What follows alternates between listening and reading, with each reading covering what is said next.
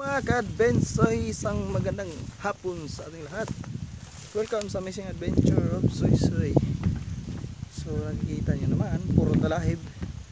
Bumalik na naman tayo dito guys sa bukid para magtanim-tanim ng kung ano-ano kasi tagulan na. So ngayon guys, ang itatanim natin ay ito yung masasako, yung mulberry. Yan, shoutout nga pala ulit sa tita at tito ko, Uncle Felix at Auntie Annalyn. Sila yung nagbigay sa atin ng mga cuttings ng mulberry guys. Ito, medyo marami-rami to guys. Ito yung itatanim natin dito. Welcome to Adventure, the amazing adventure of Soy Soy.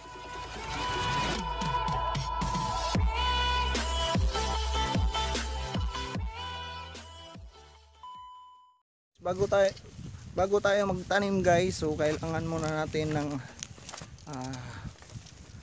gamitan ng ito, A-frame guys, yan o. Tapos meron siyang pabigat dito sa baba na bato. Wait lang guys ha. Yan ah. Yan. So ayan, so may bato guys.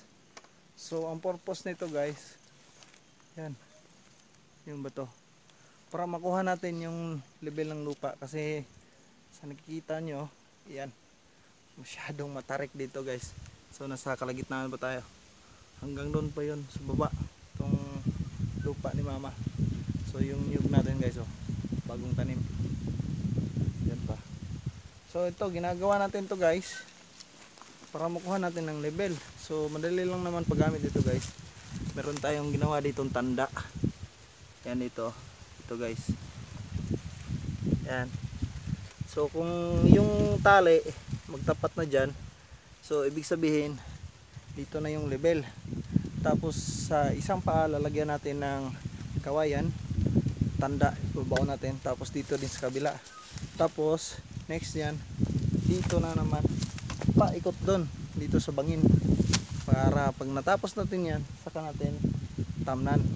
Ang purpose kaya ganito yung design na ginawa ko guys, para yung mga topsoil hindi ma-wash out lahat sa baba. Kasi sayang guys, yung matitira mga ganito na lang, mga bato, ang daming bato. Tapos maganda pa naman yung lupa dito kasi clay loam, yung itim na medyo loamy siya. So yan, mabangin kasi guys. So kailangan natin gawin ito. So bale nagsisilbi itong pangharang yung tanim natin, which is yung mulberry. Yun yung gagawin natin para every layer na pagitan tanim. So pwede rin tayo makapagtanim ng mga gulay-gulay or kung ano pa man dyan. So ito guys, pakita ko sa inyo yung example na. Wait. So dito na side guys, kung nakikita nyo, papunta yan doon, may tanim na. So itong tanim naman to ay yung Madre de Agua, para pag kumapala sila, pwede na tayo magdagdag ng alagang hayop, no? Kasi marami na tayong pagpakain. So yan, yan.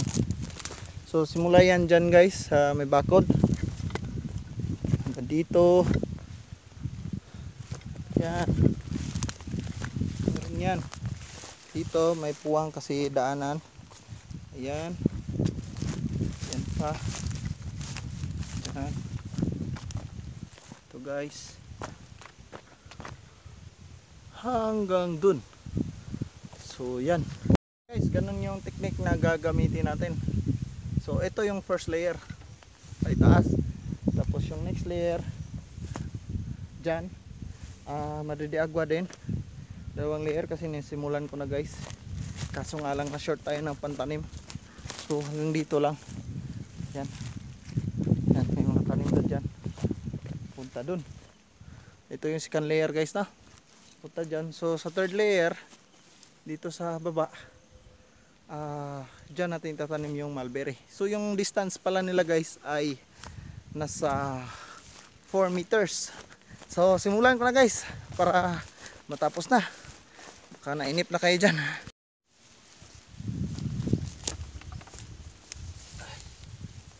Ito na guys, sisimulan ko na.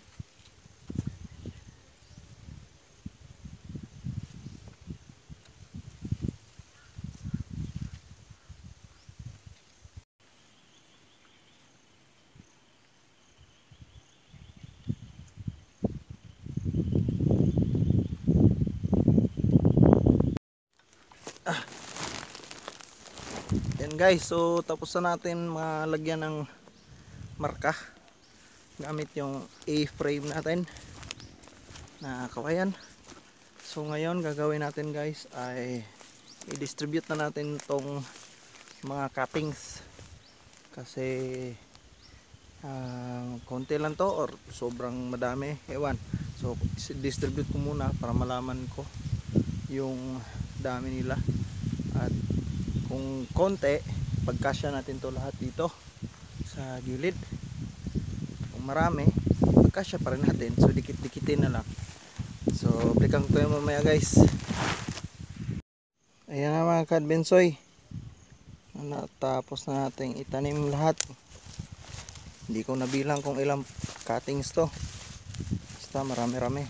So yung pagitan nila guys, yung distansya nila ay nasa 1 foot. Yan, hanggang dyan lang talaga makayanan. Di natin kayang pagdikitin kasi kukulangin yung cuttings natin. So yan, ginawan ko na lang ng paraan hanggang dun.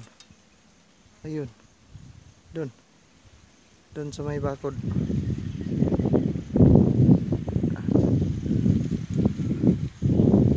Yan, so hanggang dyan. Yan. So ayun, abangan nyo lang yung update nito guys. Sana mabuhay lahat, pero I'm sure hindi naman to 100% ang mabubuhay lahat. So update ko lang kayo next time. Maraming salamat sa pagsama sa akin guys. See you next time around. Paalam mga kadbensoy. Bye bye.